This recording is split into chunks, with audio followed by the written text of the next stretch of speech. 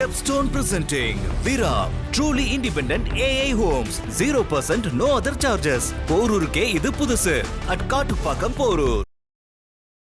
பதிலடி பாகிஸ்தானுக்கு தேவையானது தான். நம்ம பயன்படுத்தி இருக்கக்கூடிய மிசைல் தான் இந்த இடத்துல ரொம்ப முக்கியத்துவம் வாய்ந்ததாக இருக்குது. இந்த ஸ்கால்ப் அப்படிங்கிற அந்த ஏவுகணை 250 கிலோமீட்டர் போய் அட்டாக் பண்ணுறது அப்படின்னு சொல்கிறாங்க. அந்த 21 இடங்களையும் அட்டாக் பண்ணல, 9 மட்டும் சூஸ் பண்ணியிருக்காங்க.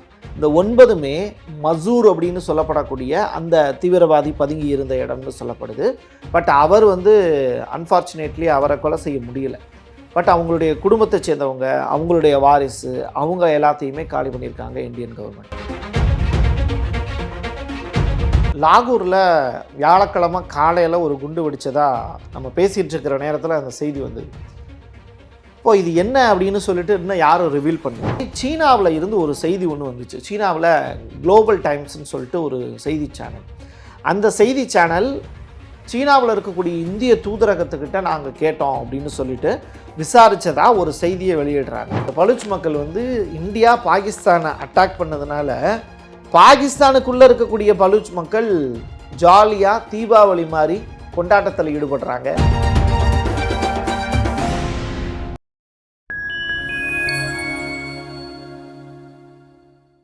ஃபைன் டைம் மீடியா நேயர்களுக்கு வணக்கம். நான் உங்கள் சங்கிதுகன். நம்ம சிறப்பு நிகழ்ச்சியில் நம்மோடு இணைந்திருக்கிறார் மதிப்பிற்குரிய பத்திரிகையாளர் திரு பிரசாத் அவர்கள். வணக்கம் சார். வணக்கம் குகன். எப்படி சார் இருக்கீங்க? நலமா இருக்கேன். நீங்கள் நல்லா இருக்கீங்க? சார் நலமா இருக்கேன் சார்.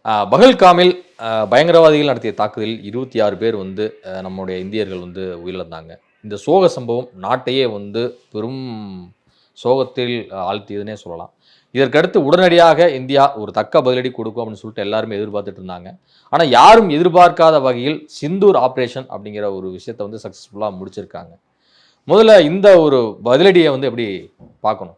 பதிலடி பாகிஸ்தானுக்கு தேவையானது தான். ஏன்னா எல்லை தாண்டிய பயங்கரவாதம் அப்படிங்கிற ஒரு விஷயத்தை ஏற்றுக்கொள்ளவே முடியாது. அதுவும் சுற்றுலா பயணிகள் மேலே தாக்குதல் நடத்தியிருக்காங்க. எழுத்த மாதிரி துப்பாக்கி வச்சுருக்கிறவனோட சண்டை போடாமல் பொதுமக்கள் மீது சண்டை போட்டிருக்கிறது அப்படிங்கிறது, சண்டை கூட இல்லை, நிராயுதபாணியாக நிற்கக்கூடியவனோட ஒரு அட்டாக் நடத்தியிருக்கிறது அப்படிங்கிறது ஏற்றுக்கொள்ளவே முடியாதது. அதுக்கு தான் இந்த சிந்தூர் அப்படிங்கிற ஆப்ரேஷன். நீங்கள் நல்லா கொஞ்சம் யோசித்து பார்த்தீங்கன்னா இதையே இராணுவ வீரர்கள் வேறு பேரை வச்சுருக்கலாம். ஆனால் எந்த பெண்களை விதவையாக்கினாங்களோ, எந்த பெண்களை வாழ முடியாமல் செஞ்சாங்களோ, அதே பெண் அப்படிங்கிற அந்த ஆயுதத்தை வச்சே இன்றைக்கி குரோஷி அவங்க 2 பெண் அதிகாரிகள் அவங்கள வச்சே அந்த ஆப்ரேஷனை செஞ்சு முடிச்சிருக்காங்க. எந்த குங்குமத்தை அழிச்சாங்களோ அதே குங்குமத்தை வைத்து பாகிஸ்தானுக்கு ரத்த ஆற ஓட வச்சிருக்கு இந்தியா. இது உண்மையிலேயே பாராட்டத்தகுந்த ஒரு விஷயம்தான். ஆனால் அதே சமயம் இப்போ எல்லையை தாண்டி போகாமல் அந்த ஒரு தாக்குதல் நடத்தின அந்த துல்லிய சம்பவம் இருக்குல்ல, அது எல்லாத்தையுமே ரொம்ப ஒரு மிரள விட்டுருக்கு. இந்த சம்பவத்தை எப்படி பிளான் பண்ணாங்க? அது நிச்சயமாக இது ஒரு பத்திரிகையாளனா நம்ம நிறையா விஷயங்களை தேடுவோம். எப்படி இப்போது வேர்ல்டு வைடாக இருக்கக்கூடிய செய்தி சேனல்கள்லாம் இந்த செய்தியை எப்படி கேரி ஃபார்வர்ட் பண்ணுறாங்க அப்படின்னு. அப்படி நம்ம பார்க்கும்போது நம்ம பயன்படுத்தி இருக்கக்கூடிய மிசைல் தான் இந்த இடத்துல ரொம்ப முக்கியத்துவம் வாய்ந்ததாக இருக்குது. ஹேமர் அப்படிங்கிற குண்டுகள் நம்ம பயன்படுத்தியிருக்கோம். ஸ்கால்ப் அப்படின்னு சொல்லப்படக்கூடிய அந்த மிசைலை பயன்படுத்தியிருக்கோம். இந்த ஸ்கால்ப் அப்படிங்கிற அந்த ஏவுகணை 250 கிலோமீட்டர் போய் அட்டாக் பண்ணுறது அப்படின்னு சொல்கிறாங்க. 250 கிலோமீட்டர் தாண்டி போய் அட்டாக் பண்ணுறதுக்கு வல்லதுன்னா அந்த 9 இடங்களை நம்ம பார்க்கணும். அந்த 9 இடங்களுமே 130 கிலோமீட்டர் அதிகபட்சமாக அந்த எல்லைக்குள்ளே மட்டும்தான் அட்டாக் பண்ணியிருக்காங்க. நீங்கள் டைரெக்டாக பாகிஸ்தானுடைய தலைநகருக்கு போய் அட்டாக் பண்ணல. தீவிரவாத முகாம்கள் எல்லையோரங்களில் தான் பதுங்கி இருக்காங்க. அப்போ அந்த எல்லையோரத்தில் பதுங்கி இருக்கக்கூடிய நபர்களை கரெக்டாக ஐடென்டிஃபை பண்ணி 21 இடங்களை இந்தியா குறி வச்சுருக்காங்க. அந்த 21 இடங்களையும் அட்டாக் பண்ணல, 9 மட்டும் சூஸ் பண்ணியிருக்காங்க. இந்த 9மே மசூர் அப்படின்னு சொல்லப்படக்கூடிய அந்த தீவிரவாதி பதுங்கி இருந்த இடம்னு சொல்லப்படுது. பட் அவர் அன்ஃபார்ச்சுனேட்லி அவரை கொலை செய்ய முடியல. பட் அவங்களுடைய குடும்பத்தை சேர்ந்தவங்க, அவங்களுடைய வாரிசு, அவங்க எல்லாத்தையுமே காலி பண்ணியிருக்காங்க இந்தியன் கவர்மெண்ட். ஒரு 10 பேரை அட்டாக் பண்ணி தூக்கிட்டாங்க அப்படின்னு. இந்த மிசைல் எல்லாமே, இந்த ஸ்கால்ப்பு, ஹேமர் குண்டுகள் எல்லாமே ரொம்ப எஃபிஷியன்சியான உள்ளது தான். அதைத்தான் பயன்படுத்தியிருக்காங்க. ரஃபேல் விமானங்கள் மூலியமாக தான் இதை தாங்கிட்டு போய் அடிச்சிருக்காங்க அப்படின்னு சொல்கிறாங்க. இந்த ரஃபேல் விமானம் நம்முடைய கப்பற்படையிலையும் இருக்குது, வான்வெளியிலையும் சுதந்திரமாக பறப்பதற்கான வாய்ப்பு இருக்குது. ஃப்ரான்ஸ்கிட்டேருந்து இது நம்ம வாங்கியிருக்கோம். இப்போ நியூ அக்ரிமெண்ட் எல்லாமே வந்து போடப்பட்டிருக்கு. அதுவும் 2030 வந்து இந்தியாவுக்கு வந்து சேரும். இப்படி வந்து இந்தியா வந்து தன்னுடைய அந்த ஸ்திரத்தன்மையை காட்டினதோட வீச்சு அப்படிங்கிறது இந்த மிசைலை பயன்படுத்தினதுனால தான்.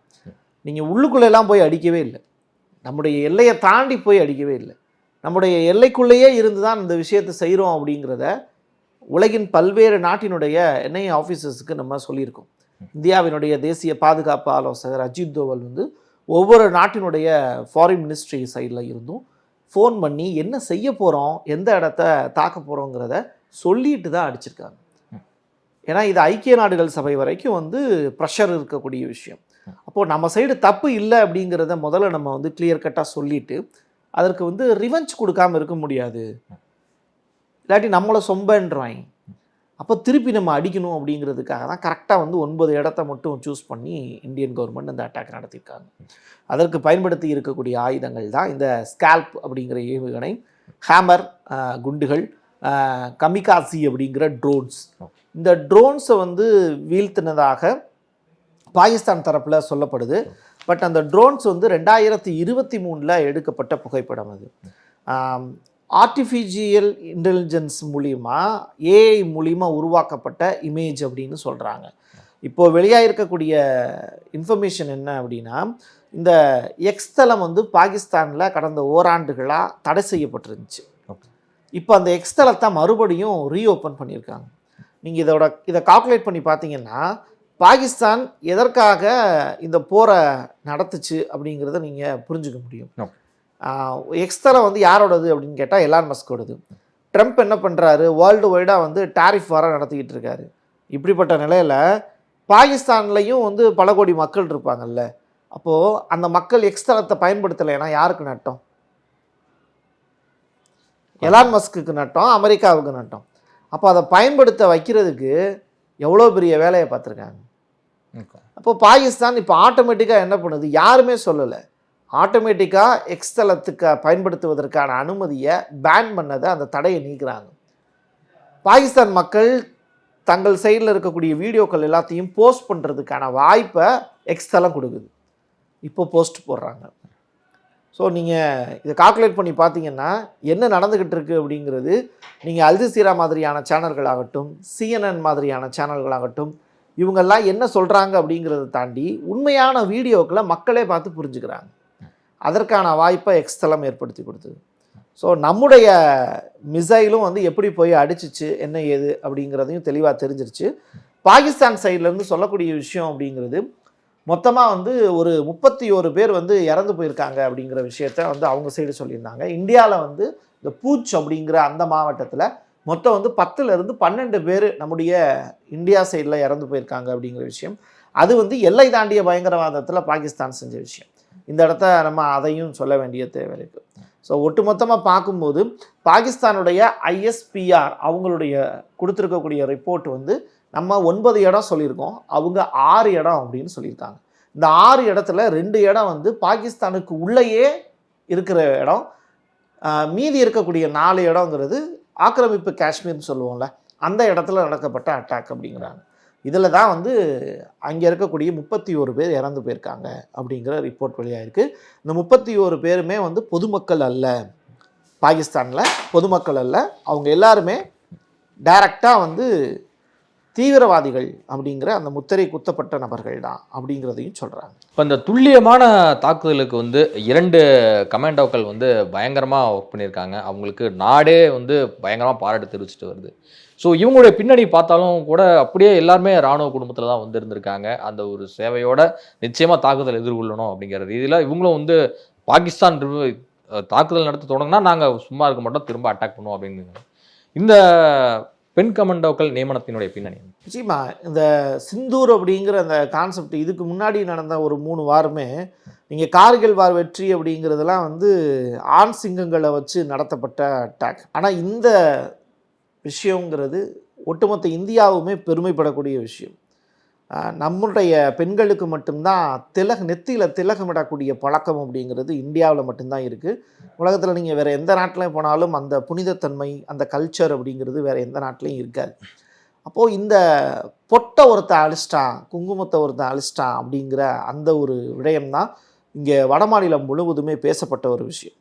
அப்போது அந்த இடத்துல தான் அந்த பேர் வைக்கிறாங்க. என் குங்குமப்பட்ட திலகத்தை அழைச்சவனை அதே எந்த பெண்ணை அழுக வச்சாங்களோ அதே பெண் சமூகத்தை வச்சே ஒரு பெரிய அட்டாக்கை நடத்தணும்னு தான் குரோஷி அவங்கள கூப்பிட்றாங்க. அவங்க ஒரு இஸ்லாமிய சகோதரி. அவங்க வந்து அவங்க கணவர் ஆர்மியை சேர்ந்தவர். அவங்க அப்பா பேட்டி கொடுத்துருக்காரு. நான் பெத்த பொம்பளை பிள்ளைய நினச்சி நான் இன்றைக்கி பெருமைப்படுறேன் அப்படின்னு சொல்லியிருக்காரு. ஸோ வந்து ஒரு பீரியடில் வந்து பெண்கள் எல்லாமே வீட்டுக்குள்ளேயே இருந்த காலம் மாறி போய் இன்றைக்கி விண்வெளியிலையும் வந்து சாதிச்சுக்கிட்டு இருக்காங்க. அதே நேரத்தில் ஆர்மியிலையும் வந்து கனரக ஆயுதங்கள்லாம் இருக்கக்கூடிய இடம். நீங்கள் ஒரு துப்பாக்கியை வந்து சாதாரணமாலாம் வந்து நினச்ச மாதிரி படத்தில் பார்க்குற மாதிரிலாம் அசால்ட்டாக தூக்கி இப்படி சுற்றி விளையாண்டுக்கிட்டுலாம் இருக்க முடியாது. துப்பாக்கியோட வெயிட்டே ரொம்ப ஜாஸ்தியாக இருக்கும் இல்லையா? அதெல்லாம் ஹேண்டில் பண்ணுறணும் அப்படின்னா எவ்வளோ மன வலிமை வேணும், உடல் வலிமை வேணும். அப்படிப்பட்ட வீராங்கனைகள் வந்து நம்ம நாட்டில் இருக்காங்க. அதில் ஒருத்தவங்க தான் குரோஷி. ஸோ அவங்களுடைய ஸ்பீச்சு கேட்கும்போது ரொம்ப டிசிப்ளினாக இருந்தது, ரொம்ப தெளிவாக இருந்தது. இந்த ரஃபேல் விமானங்களை வீழ்த்திட்டாங்கன்னு சொல்லும்போது அவங்க அந்த பேட்டியில் பார்த்தீங்கன்னா ஒரு சின்ன புன்னகை இருக்கும் அவங்கக்கிட்ட. அதுக்கெலாம் சாத்தியமே இல்லை. நம்முடைய ரஃபேல் விமானங்களை வீழ்த்தக்கூடிய அளவுக்கெலாம் பாகிஸ்தான்கிட்ட ஒன்றுமே கிடையாது. நம்மக்கிட்டையாவது வந்து நம்முடைய எல்லையில் வந்து ராஜஸ்தான் அடுத்து அவங்க அட்டாக் பண்ணாலும் சரி, நம்முடைய வடகிழக்கு மாநிலங்கள் வட மாநிலங்களை அட்டாக் பண்ணாலும் சரி, அதை பாதுகாக்கிறதுக்கான வான் பாதுகாப்பு தளங்கள் ஏவுகணைகள் நம்மகிட்ட இருக்குது. இந்த இஸ்ரேலுக்கு எப்படி அயன்டோம் இருக்கோ அதே மாதிரி நமக்கு வந்து ரஷ்யா கிட்ட இருந்து வாங்கின S-400 S-500 இந்த டோம்ஸ் இருக்குது. ஸோ இது வந்து என்னென்னா வரக்கூடிய மிசைலை வந்து ரேடாரில் செக் பண்ணி டைரெக்டாக அது வந்து நம்மளை ரீச் பண்ணுறதுக்கு முன்னாடியே அட்டாக் பண்ணிடும். ஸோ அப்படிப்பட்ட வல்லமை பொருந்திய ஒரு நாடு தான் இந்தியா. இந்தியாவில் அவ்வளோ சீக்கிரமாக வந்து பாகிஸ்தான் வந்து அவ்வளோ எளிமையாலாம் மிசைல் வச்சு அட்டாக் பண்ணுற அளவுக்கு அவங்களுக்கு வலிமை பத்தாது. அது ஒரு முக்கியமான விஷயம்.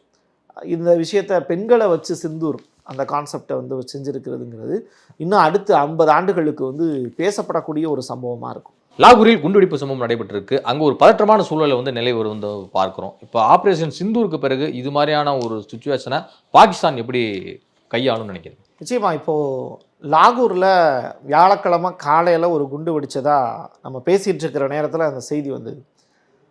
இப்போது இது என்ன அப்படின்னு சொல்லிட்டு இன்னும் யாரும் ரிவீல் பண்ணல. லாகூரில் குண்டு வெடிச்சிருக்கு.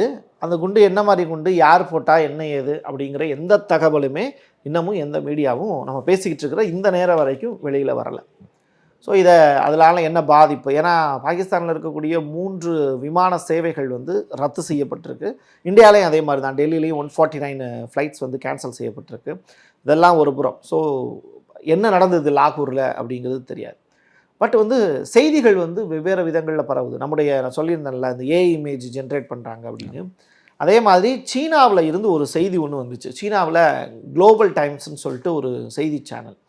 அந்த செய்தி சேனல் சீனாவில் இருக்கக்கூடிய இந்திய தூதரகத்துக்கிட்ட நாங்கள் கேட்டோம் அப்படின்னு சொல்லிட்டு விசாரித்ததா ஒரு செய்தியை வெளியிடுறாங்க. அதுதான் வந்து இன்றைக்கி பத்திரிகையாளர்கள் டைரெக்டாக குரோஷி மாதிரியான ஆர்மி வீரர்கள்ட்ட கேள்வி கேட்குறதுக்கான ஒரு வாய்ப்பு இருந்துச்சு.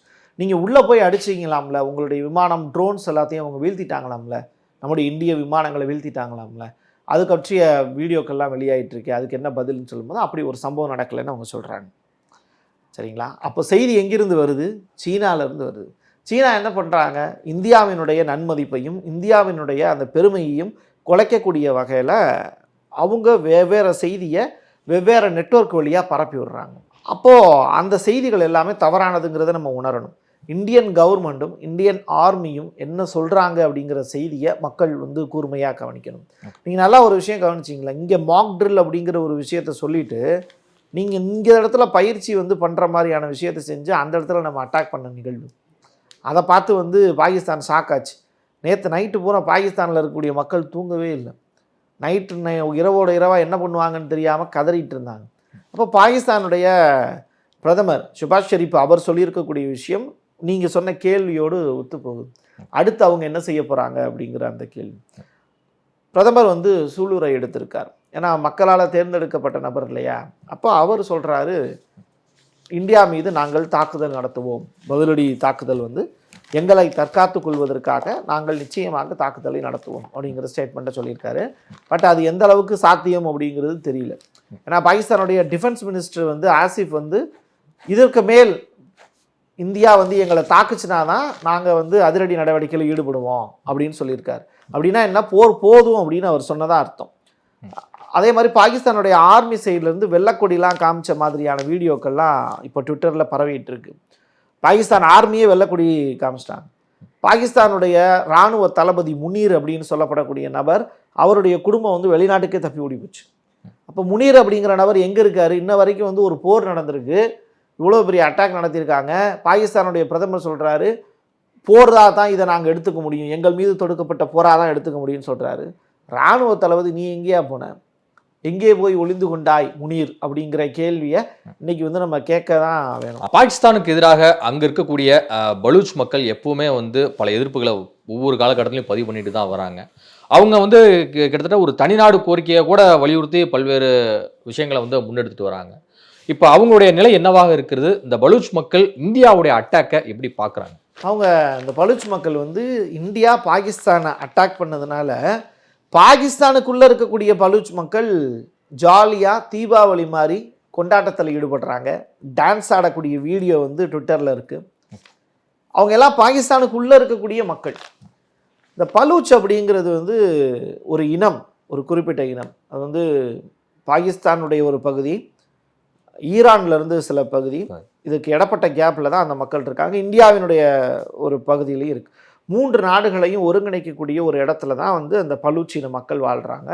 அவங்க வெவ்வேறு சமூகத்தினர் வாழ்கிறாங்க. இஸ்லாமியர்கள் வாழ்கிறாங்க, இந்துக்கள் வாழ்கிறாங்க, வெவ்வேறு கேட்டகரியில் உள்ளவங்க வாழ்கிறாங்க. அவங்களுக்குன்னு செப்பரேட்டாக ஒரு மொழி வச்சுருக்காங்க. பலூச் அப்படிங்கிறது லாங்குவேஜாக வச்சுருக்காங்க அவங்க. இப்போ இவங்க எல்லாமே கனிம தொழில் வந்து பார்க்குறவங்க. நிலத்துக்கு அடியில் இருக்கக்கூடிய தாதுக்களை எடுக்கக்கூடிய வேலையை அவங்க செய்கிறாங்க. ஆனால் இதெல்லாம் பாகிஸ்தானுடைய வளர்ச்சிக்காக அப்படின்னு சொல்லிட்டு அவங்க எல்லாம் எடுத்து கொடுக்குறாங்க. ஆனால் அது எல்லாமே பாகிஸ்தானுடைய வளர்ச்சிக்காக பயன்படுறது இல்லை. அது எல்லாமே எங்கே போகுது அப்படின்னா சைனாவுக்கு போகுது, லாரியாக போகுது, ஷிப்பில் போகுது.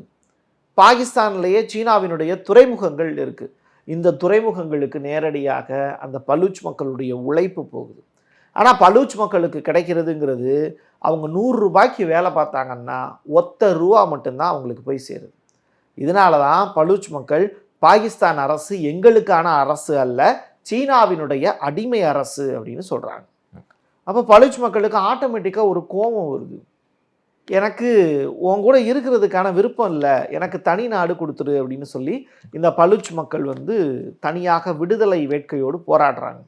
எப்படி வந்து இந்தியா பாகிஸ்தான் அப்படின்னு ஒன்று இருந்துச்சோ, பிரிஞ்சிச்சோ, அதற்கு பிறகு பாகிஸ்தான்லேருந்து பங்களாதேஷ் பிரிஞ்சிச்சோ, அதே மாதிரி பாகிஸ்தானில் இருந்து கூடிய விரைவிலேயே பலூச் அப்படிங்கிற ஒரு புதியதொரு நாடு, பலுசிஸ்தான் அப்படிங்கிற ஒரு நாடு கேட்டு போராடக்கூடிய மக்கள் இப்போ அதிகமான அளவில் ஜாலியாக என்ஜாய் பண்ணுறாங்க. இந்தியா பாகிஸ்தானை அடிச்சிருச்சுப்பா ஜாலி அப்படின்னு கொண்டாட்டத்தில் ஈடுபடுறாங்க.